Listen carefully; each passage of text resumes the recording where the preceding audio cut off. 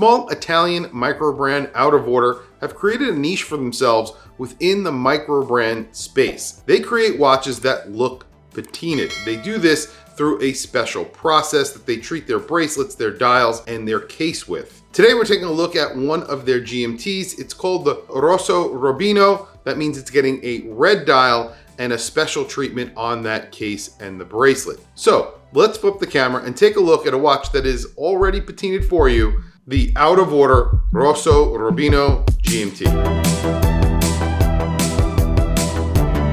I love it when a brand does their own thing. They come up with the design, and that's their design language. And really, Out of Order, which is an Italian brand, their design language is patina. This specific watch has a 316L stainless steel case, bracelet, bezel, and crown. However, it's made to look like it had a PVD coating that came off. This is stainless steel, so none of that is actual patina. It's all been applied to the bracelet, to that case.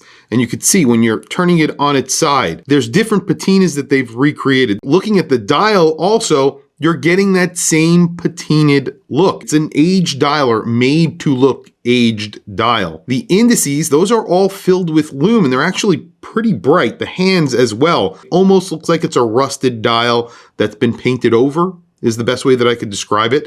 Everything is made to look like it's patinaed, look like it's old. The bezel, you get that same treatment. So even on the edges, on the knurling of the bezel, you're getting that treatment. You have an aluminum bezel on here that is painted. That makes a lot of sense to me because obviously the rest of the watch is patinaed. This is something that you can patina yourself. It's red, it's black. You have numerals that are filled in with a creamy white color. That is lume, so that is also lume. There's a lot of lume on this watch. You have that arrow hand, it's an arrow, that's lume. Fence post hand for the minutes, and then you have a large triangular arrow for that GMT. That's also lume. There's a little pip on the second hand.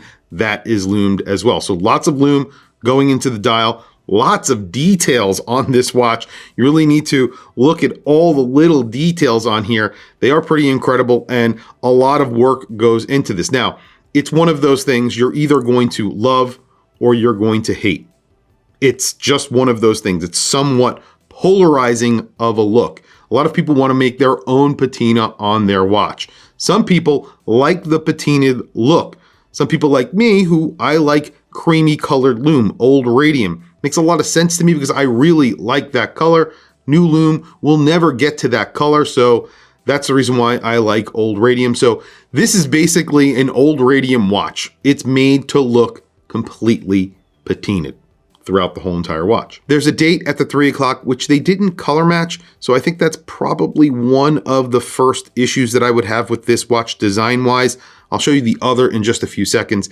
This gets an automatic movement inside, the Lernin 24-hour. It's a Swiss made movement. It's basically an ETA clone. I've encountered these movements in the past. They are very reliable, and they're pretty good looking. This one's kind of small. It's on the smaller side. However, I'll show you the case back. They added a ring that goes around the movement that's in red that sort of matches the front, and that gives you all the information on the watch. On the dial, you have the logo up at top. It says Out of Order. Down at the bottom of the dial, above the 6 o'clock, it just says the water resistance. This is 300 meters of water resistance.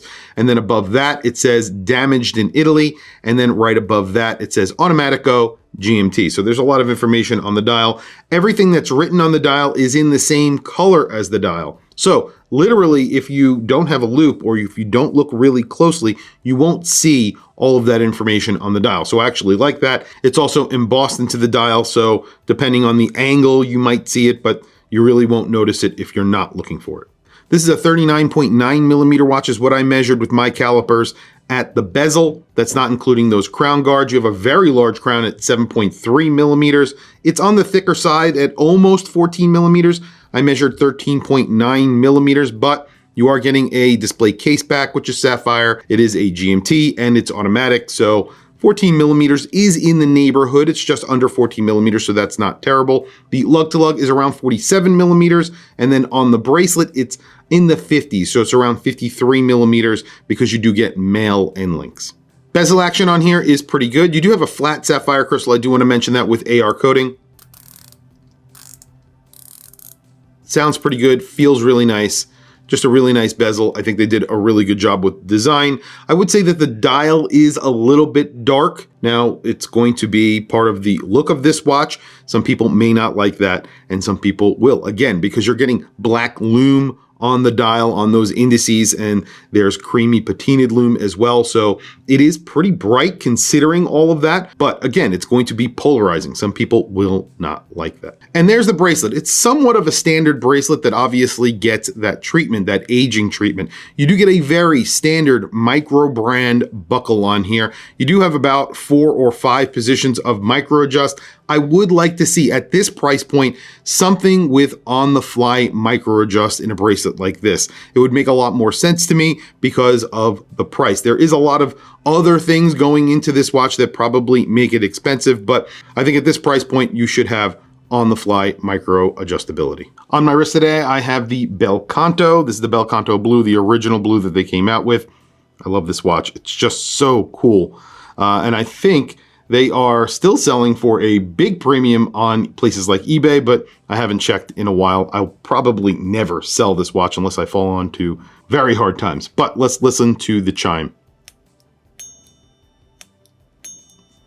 There's certain times throughout the day where you could listen to the chime on demand when you turn it on and off. So that's what's cool about it. And you can see when I move it around, you can see that spring that creates the noise. It's like the chiming portion of it that's on the dial. Just a very cool concept. I love that Christopher Ward did this. And there's the Rosso Rubino on my 7.5-inch wrist. This is a 39.9 millimeter watch. It's around 14 millimeters thick, just under. And then you have around a 53 millimeter lug to lug. That's including the bracelet. If it was on a strap, it would wear like a 47 millimeter lug to lug, somewhere in that neighborhood. You also have a very large crown of 7.3 millimeters. Very good looking watch if you like this. Now, this is a polarizing look. Like I mentioned, when you have it on wrist, it sort of looks a little bit more subdued than when you have it off wrist. I don't know why. It's a polarizing look because, again, you're not making your own patina. And this is a patinaed watch. That's the point of it. That's the point of what this is. It looks like a patinaed watch. This is a limited edition of only 47 pieces.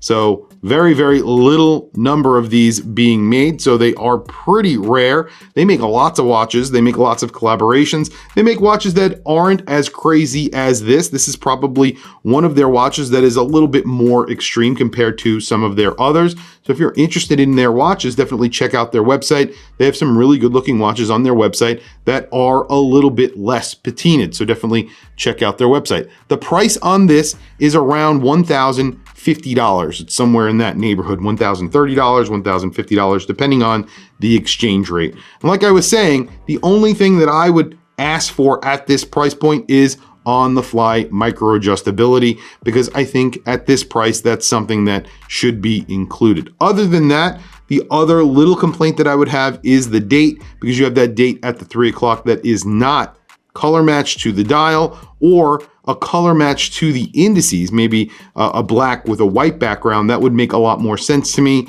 in my opinion. Obviously, it would balance out the dial a little bit better, but it does take the place of the 3 o'clock index, and it does balance out the 9 o'clock index. It's just color-wise, they don't match as well. Those are my only complaints about the watch. Tell me what you think down in the comments. And there is the lume. You can see the lume is really good on here. The entire bezel is lumed. All of the indices are lumed, and the hands are lumed as well. You even have a little bit of lume on the second hand so that you can see it's working in the dark. That GMT hand also lumed. By the way, this is a ETA clone GMT, so it works like an ETA movement. That means it is the GMT hand that skips when you are changing the GMT time. It's a military GMT. Just want to point that out as well. Tell me what you guys think down in the comments below. Like I said, this is somewhat of a polarizing design, I would say. I think a lot of people will find this attractive, some will not. Tell me what you think down in the comments below. I will put a link to their website down in the description. If you're interested in this watch, definitely check out their website. They have a lot of cool watches on there, and they've done some really cool collaborations. Also, please don't forget to like, subscribe, hit that bell icon. It is super helpful for the channel, and I very much appreciate it. Anyway, guys, thank you for logging on. Thank you for checking out this video. I will catch you guys in the next video.